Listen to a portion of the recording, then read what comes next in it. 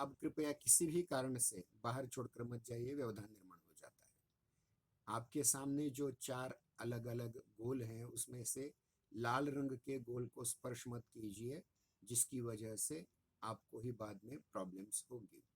ठीक है, मैं फिर से रिपीट करूंगा आज का। हमारे बीए द्वितीय वर्ष चतुर्थ सत्र हिंदी ऐच्छिक प्रश्न पत्र क्रमांक 8 में जो दूसरा हमारा पाठ्यांश है, उस पाठ्यांश में आपको राजभाषा हिंदी संबंधी बातें पढ़ाई जाएंगी। मैं फिर से रिपीट करना चाहूँगा क्योंकि अभी तक का जो रिकॉर्डिंग हुआ वो थोड़ा सा बीच में टूट गया था। तो देखिए कि इस पाठ्यक्रम में आपको क्या समझना है, उसको लेकर के यहाँ चर्चा की जा सकती है। राजभाषा हिंदी के अंतर्गत राजभाषा हिंदी के अंतर्गत आपके पाठ्यक्रम में पहला भाग है, उपशीर्षक है राजभाषा और राष्ट्रभाषा, अवधारणा और स्वरूप। राजभाषा क्या होती है, राष्ट्रभाषा क्या होती है, उसकी अवधारणा क्या है, संकल्पना क्या है और उसका स्वरूप क्या है।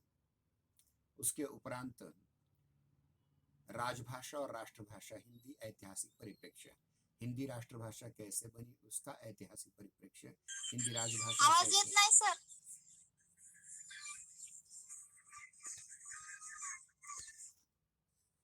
अब आ रहा है? हेलो, अब आ रहा है क्या आवाज?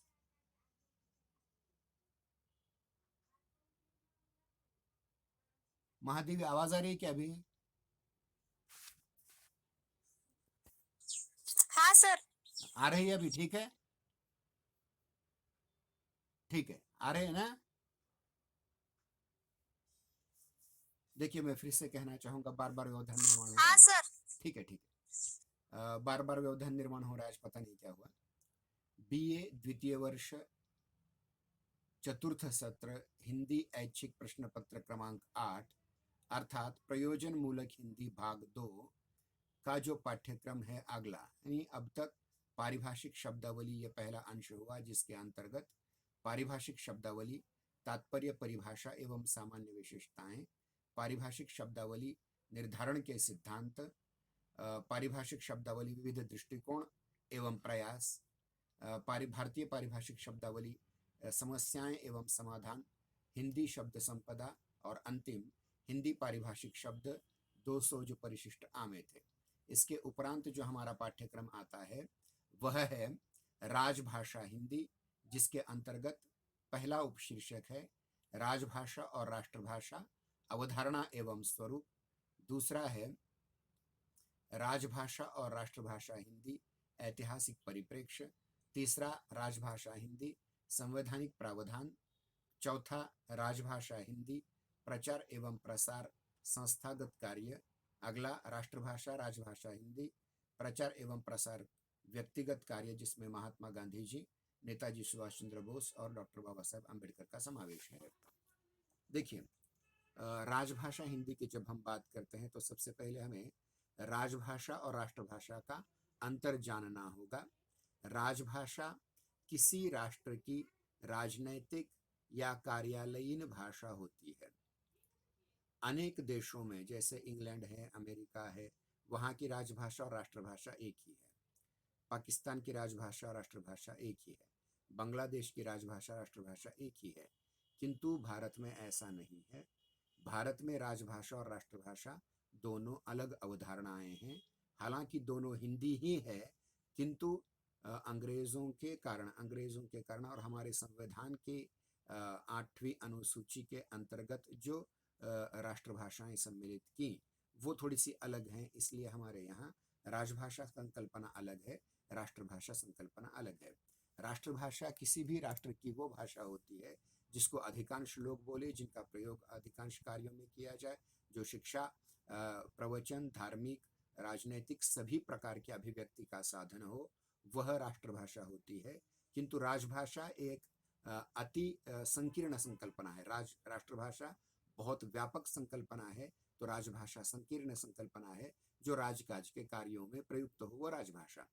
और ध्यान रहे, अनेक देशों में, खास करके भारत में, अनेक वर्षों से हमारी राष्ट्रभाषा और राजभाषा संस्कृत ही थी, अनेक हजारों वर्षों तक। किंतु जब से अ, अ, बौद्ध धर्म की उत्पत्ति हुई और बौद्ध धर्म की राजभाषा पाली भाषा हुई, धर्म भाषा हुई, वह उस समय की राष्ट्रभाषा भी थी।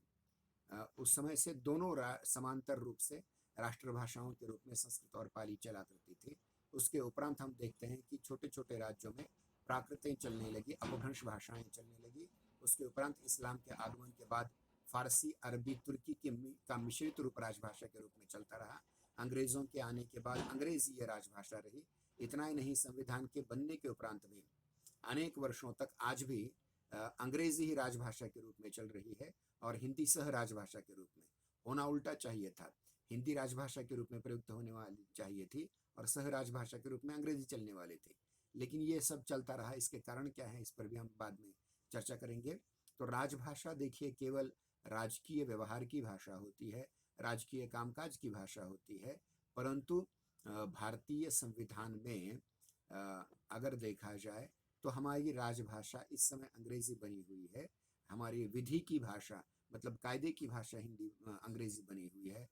हमारी उच्च शिक्षा का माध्यम अंग्रेजी भाषा बनी हुई है। इसलिए ये राजनीतिक कामकाज की भी भाषा है, राजभाषा भी है और हिंदी सह राजभाषा के रूप में चल रही है। इसके कारण क्या है, इसको हम बहुत डिटेल में देखने वाले हैं। लेकिन जब तक हम राष्ट्रभाषा तो एक ही है हमारी हिंदी, लेकिन राजभाषाएं अनेक हैं। हमारे संविधान की 8वीं अनुसूची में जो 22 भाषाएं हैं, असमिया, उड़िया, कन्नड़, मलयालम, मराठी, मणिपुरी, गुजराती, बंगाली, पंजाबी, तमिल, तेलुगु, उसके उपरांत जो कश्मीरी है, डोगरी है, बोडो है, ये सारी हमारी राजभाषाएं हैं क्योंकि ये प्रांत स्तर पर राजकाज का काम करती हैं। जैसे कि मराठी है, वह भले ही राष्ट्र स्तर पर हिंदी हमारी राजभाषा हो, अंग्रेजी में व्यवहार चलता हो, लेकिन महाराष्ट्र के तौर पर या यूँ कहेंगे कि प्रांतीय स्तर पर मराठी की हमारी राजभाषा है। गुजराती गुजरात की प्रांतीय राजभाषा है। कन्नड़ कर्नाटक की प्रांतीय राजभाषा है। पंजाबी पंजाब की राज्य स्तर की राजभाषा है। बंगाली बंगाल की प्रांत स्तरीय राज्य भाषा है। तमिल तमिलनाडु की राज्य स्तरीय राजभाषा है। असमिया आसाम की राज्य स्तरीय राजभाषा है। उड़िया उड़ीसा की राज्य स्तरीय राजभाषा है। इस प्रकार से छोटी मोटी भाषाएं अपने अपने प्रांतीय प्रादेशिक स्तर पर भले ही एक राजभाषा के तौर पर प्रयुक्त की जाती हों, लेकिन हमारी राष्ट्रभाषा एक ही है, वह है हिंदी। या यूँ कहेंगे कि कुछ लोगों ने अभी जिन 22 भाषाओं का हम नामोल्लेख किया वो राष्ट्रीय भाषाएं हैं, राष्ट्रभाषा नहीं। तो राष्ट्रभाषा केवल हमारी हिंदी ही है और राष्ट्रभाषा का बहुत बड़ा इतिहास होता है, अत्यंत व्यापक वो होती है। राष्ट्र के सबसे ज़्यादा बोले जाने वाली भाषा होती है। जैसे हिंदी हमारी लगभग 88% से भी ज़्यादा लोग 88% से भी ज़्यादा लोग इसका इस्तेमाल करते हैं। बाकी क्रमांक 2 की तेलुगु है, बंगाली है, मराठी तीसरे क्रमांक पर आ जाती है। तो इस प्रकार से छोटी मोटी भाषाएं अवश्य हमारे यहाँ बोली जाती हैं, परंतु हमारी सबसे महत्वपूर्ण भाषा हमारी राष्ट्रभाषा हिंदी ही है। इस बात को आपको ठीक ढंग से समझना चाहिए। अब आगे आने वाले 20 मिनटों में हम और भी अधिक देखने का प्रयास करेंगे कि संविधान और राजभाषा हिंदी क्या है, इसको लेकर के हम चर्चा करेंगे। अब तक हमने थोड़ा सा राजभाषा और राष्ट्रभाषा के बीच का अंतर समझने का प्रयास किया। ध्यान रखिए एक दो अंतर और भी इस प्रकार से हैं कि राजभाषा अन्य देश की भी भाषा हो सकती है। जैसे कि मुस्लिम सुल्तानों बादशाहों के काल में अरबी, तुर्की, फारसी इत्यादि का सम्मिश्रित रूप राजभाषा के रूप में चलता रहा। अंग्रेजी भी विदेशी भाषा होते हुए भी यहाँ की राजभाषा बनी रही। गोवा की राजभाषा के रूप में पुर्तगाली, क्योंकि पुर्तगालियों ने उन पर राज किया था। इतना ही नहीं, पौंडीचेरी की राजभाषा के रूप में फ्रेंच राजभाषा भी सम्मिलित हो सकती है। इतना नहीं, मॉरिशस जैसा जो देश है जहाँ अधिकतर लोग भारतीय हैं, वहाँ की राजभाषा भी फ्रेंच ही है। इसका मतलब ये होता है कि कोई विदेशी भाषा भी राजभाषा के रूप में आपके सम्मुख आ सकती है। लेकिन हमारी राष्ट्रभाषा एतद्देशीय होती है, अपनी स्वयं की भाषा होती है। तो इस प्रकार से राष्ट्रभाषा के रूप में हम हिंदी को ही स्वीकारते हैं, किसी अन्य भाषा को नहीं। इस प्रकार से बहुत सारे भेद होते हैं। राजभाषा विदेशी हो सकती है, राजभाषा का बोलने वाला वर्ग कम हो सकता है, राजभाषा छोटी प्रादेशिक भाषा भी हो सकती है, राजभाषा केवल कार्यालयों में प्रयुक्त होने वाली भाषा हो सकती है, केवल विधि विधानों में प्रयुक्त होने वाली भाषा हो सकती है, किंतु राष्ट्रभाषा एक व्यापक स्वरूप को लेकर के चलती है। उसके बोलने वालों की संख्या बहुत ज़्यादा होती है।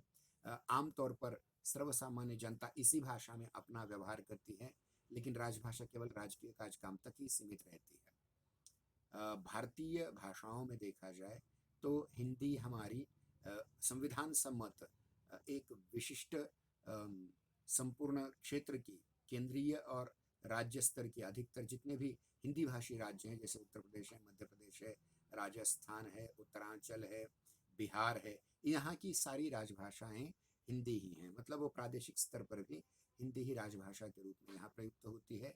और अन्य राज्यों में जैसे जम्मू कश्मीर में कश्मीरी डोगरी, आसाम में असमिया, उड़ीसा में उड़िया, महाराष्ट्र में मराठी, गुजरात में गुजराती, बंगाल में पश्चिम बंगाल में बंगाली, आंध्र प्रदेश में तेलुगु, तेलंगाना में तेलुगु, या थोड़े बहुत वहाँ उर्दू मिश्रित दक्षिणी भी आ जाती है, कर्नाटक में कन्नड़, महाराष्ट्र में मराठी, केरल में मलयालम, तमिलनाडु में तमिल। इस प्रकार से अलग अलग राजभाषाएं अपने अपने स्तर की हैं, राज्य स्तर की हैं, प्रांत स्तर की हैं, प्रादेशिक स्तर की हैं। परंतु हिंदी यह व्यापक रूप में राष्ट्रभाषा का रूप तो है ही, लेकिन केंद्र सरकार की जो ऑफिशियल लैंग्वेज है, राजभाषा है, वह हिंदी ही है। अब इसमें बहुत सारी बातें आपके सम्मुख आती रहेंगी और हमें भारतीय संविधान में संविधान सभा किस प्रकार से गठित हुई और किस प्रकार से इस पर विचार किया गया, इसकी ओर जाना है। संवैधानिक प्रावधानों से पहले हमें ये भी देखने की कोशिश करनी है कि संविधान सभा का गठन कैसे हुआ और उसमें हिंदी का पक्ष किस प्रकार से लिया गया। इस पर एक संविधान नाम की सीरियल की एक 7वें एपिसोड की लिंक भी मैं आपको भेज दूंगा, जिसके माध्यम से संविधान की सभा में क्या क्या हुआ उसको भी आप अच्छी तरह से समझ पाएंगे। सन 1946 में संविधान सभा बनी, मतलब देश स्वतंत्र होगा इस प्रकार का अंग्रेजों ने नियत किया। और ये नियत करने के उपरांत ये हमारे सामने बहुत बड़ा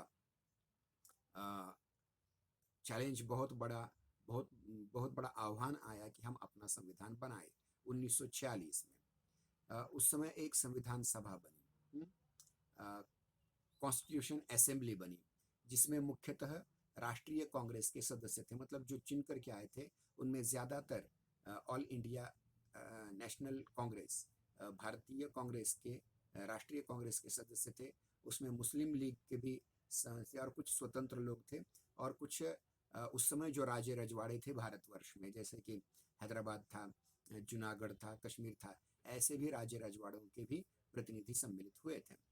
संविधान सभा की पहली बैठक 9 दिसंबर 1946 में हुई और दिनांक 11 दिसंबर 1946 को डॉक्टर राजेंद्र प्रसाद इसके अध्यक्ष चुने गए। तब तक 9 और 10 ये 2 दिन तक अंतरिम अध्यक्ष अलग थे, दूसरे थे, और उसके ऊपर उनकी मृत्यु के उपरांत डॉक्टर राजेंद्र प्रसाद संविधान सभा के अध्यक्ष चुने गए। इस बीच क्या हुआ, मतलब इसके अंतर्गत ही 15 अगस्त 1947 को देश स्वतंत्र हुआ और स्वतंत्रता प्राप्ति और पाकिस्तान विभाजन, मतलब भारत का विभाजन होकर के पाकिस्तान यह एक नया राष्ट्र हुआ।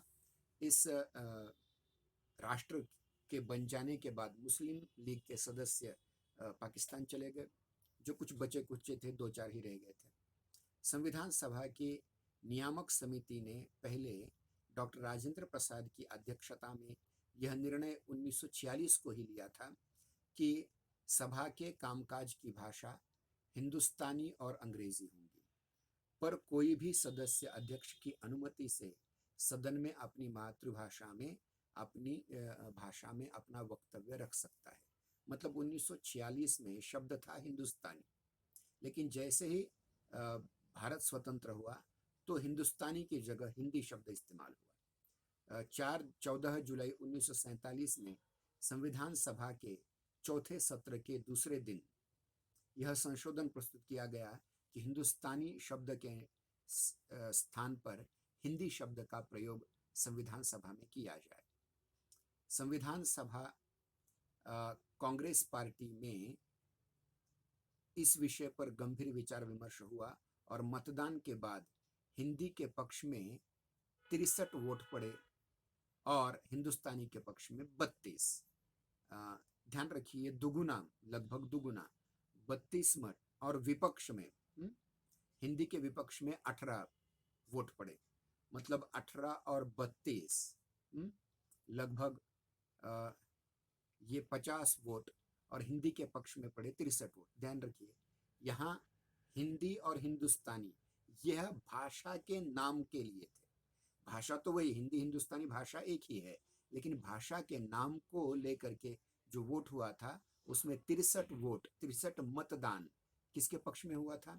हिंदी के पक्ष में हुआ था। हिंदुस्तानी के पक्ष में 32 हुआ था और 18 जो मत थे वे हिंदी शब्द के खिलाफ पड़े थे। फरवरी 1948 में संविधान का जो प्रारूप प्रस्तुत किया डॉक्टर अंबेडकर जी ने, जो प्रारूपण समिति के अध्यक्ष, जिसको हम मसूदा समिति या मसविदा समिति कह सकते हैं, उसको हिंदी में प्रारूप समिति कहा जाता है। तो प्रारूप समिति के जो अध्यक्ष थे डॉक्टर बाबा साहेब अम्बेडकर, इन्होंने, जिन्हें संविधान का निर्माता भी कहा जाता है, उनमें राजभाषा विधेयक के लिए कोई धारा नहीं थी। मतलब राजभाषा पर कोई चर्चा नहीं हुई थी। और ध्यान रहे, संपूर्ण संविधान में कभी भी राष्ट्रभाषा शब्द नहीं आया है, बार बार शब्द आया है राजभाषा, इसलिए हम इसी शब्द का प्रयोग करेंगे। इतना उल्लेख किया गया था कि संसद की भाषा अंग्रेजी या हिंदी होगी। संसद की भाषा मतलब संसदीय कामकाज की भाषा हिंदी होगी या अंग्रेजी होगी, इस प्रकार से निश्चित किया गया था।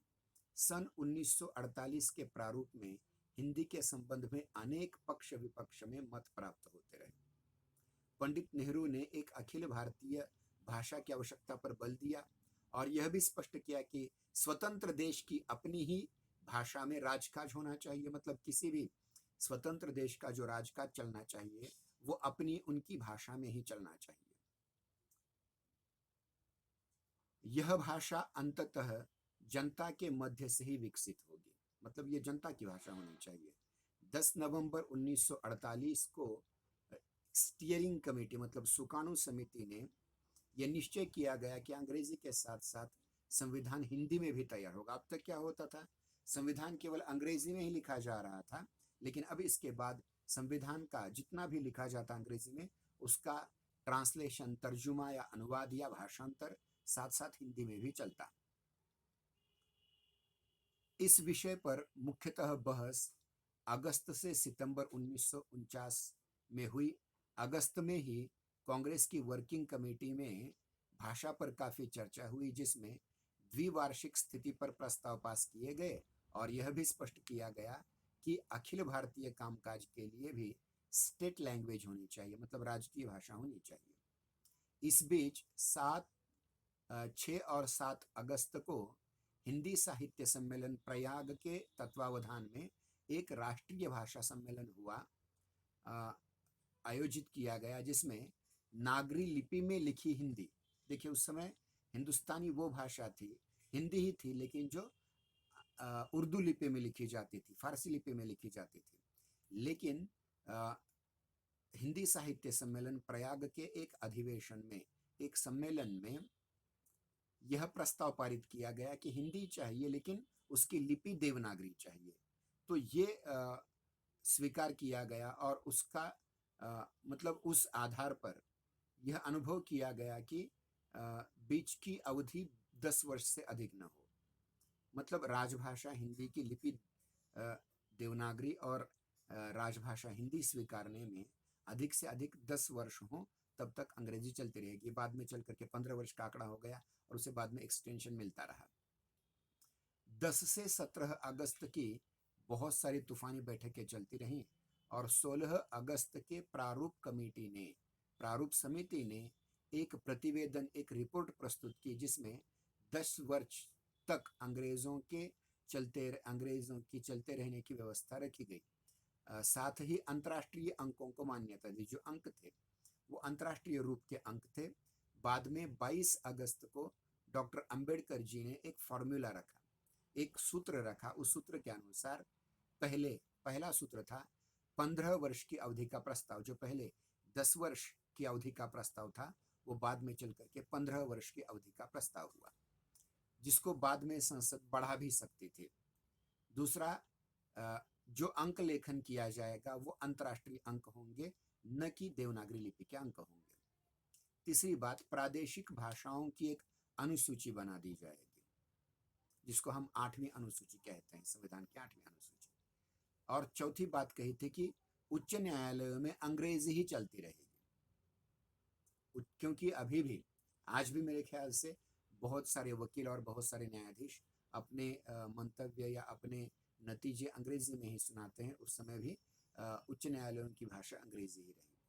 और 5वीं बात कही थी कि भाषा आयोग आदि की मुख्य व्यवस्थाएं की जाएंगी, मतलब राजभाषा आयोग बना दिया जाएगा। उसकी भी ये 5 बातें हुई और उसके अनुसार एक समिति का गठन हुआ जिसको कहा जाता है मुंशी अय्यंगार समिति। मतलब डॉक्टर कन्हैयालाल मानिकलाल मुंशी और अय्यंगार जी, इन दोनों ने मिलाकर के राजभाषा समिति का गठन किया। अब देखिए, जो मसौदा था उस मसौदे के अंतर्गत भी 2 महत्वपूर्ण बातें थीं कि संघ के कामकाज के लिए हिंदी देश की सामान्य भाषा हो और लिपि देवनागरी हो। ये पहला प्रस्ताव आया था। फिर दूसरा, भारत के जो संघीय प्रयोजन हैं उसके लिए अंकों का, भारतीय अंकों के अंतर्राष्ट्रीय रूप का अपनाया जाए। मतलब भाषा ही होगी हिंदी, लिपि होगी देवनागरी और जो अंक होंगे वो भारतीय अंकों के अंतर्राष्ट्रीय रूप रहेंगे। रोमन अंक नहीं होंगे, फारसी अंक नहीं होंगे, देवनागरी अंक नहीं होंगे, अपितु भारतीय अंकों का अंतर्राष्ट्रीय रूप होगा। इस सूत्र पर बहुत चर्चा हुई और ये मुख्य जो चर्चा 12 से 14 सितंबर तक चलती रही। 10 सितंबर तक प्रस्तुत अनेक संशोधन 45 पृष्ठों के अंतर्गत दिए गए थे। संशोधन मतलब दुरुस्तियां। संशोधनों की संख्या बढ़ते बढ़ते 400 तक हो गई और अंततः 14 सितंबर 1949 को आपसी दोनों पक्षों का समझौता हुआ और इस समझौते के अंतर्गत 3 बातें यहाँ मान ली गई। संविधान प्रारूपण में यह व्यवस्था की गई कि संसद 15 वर्ष बाद देवनागरी अंकों के प्रयोग के लिए कानून पारित करेगी। मतलब अंतर्राष्ट्रीय जो अंक हैं उनकी जगह देवनागरी अंकों को भी पारित कर सकती है। दूसरी, राष्ट्रपति की अनुमति से उच्च न्यायालयों के निर्णयों को छोड़कर के अन्य जितने भी सेशन कोर्ट्स हैं उनको हिंदी या अन्य भारतीय भाषाओं में प्रयुक्त किया जा सकता है। मतलब मराठी, पंजाबी, बंगाली, गुजराती, तमिल, तेलुगु, मलयालम, असमिया, उड़िया, कश्मीरी, डोगरी वगैरह भाषाओं के लिए, वह राज्य स्तर पर। लेकिन उच्च न्यायालयों की भाषा अंग्रेजी ही बनी रहेगी और उसमें हिंदी लाने का प्रयास किया जाएगा। तो यह मुंशी अयंगार फॉर्मूला स्वीकार किया गया और हिंदी राजभाषा पद पर प्रतिष्ठित हुई। इसलिए इस दिन को 14 सितंबर 1949 को हिंदी दिन मनाया जाता है। ध्यान रहे, 14 सितंबर 1949 के दिन हिंदी को राजभाषा के रूप में स्वीकृति मिली, इसलिए इसे राजभाषा हिंदी दिन अथवा हिंदी दिन या हिंदी दिवस के रूप में मनाया जाता है। मुंशी अयंगार, डॉक्टर कन्हैयालाल मानिकलाल मुंशी और कृष्ण स्वामी अयंगार समिति के द्वारा इस नाम से जो विख्यात अनुच्छेद संविधान के भाग 17 के अनुच्छेद 343 से 351, ध्यान रखें ये कभी भी भूलना, संविधान के भाग 17 के अनुच्छेद 343 से 351, 343 से 351, 343 से 351 तक का जो भाग है उसे मुंशी अयंगार फॉर्मूला नाम से जाना जाता है। इस अवसर पर संविधान सभा के अध्यक्ष ने, मतलब डॉक्टर राजेंद्र प्रसाद जी ने बड़े मार्मिक ढंग से घोषणा की वो परिच्छेद पढ़ करके आज की तासिका को हम पूर्णता यानी समाप्ति की ओर ले जाएंगे। आज पहली बार हम अपने संविधान में एक भाषा स्वीकार कर रहे हैं जो भारत संघ के प्रशासन की भाषा होगी और समय के अनुसार अपने आप को ढालना और विकसित करना होगा। हमने अपने देश का राजनीतिक एकीकरण संपन्न किया है। राजभाषा हिंदी देश की एकता को कश्मीर से कन्याकुमारी तक अधिक सुदृढ़ बना सकेगी।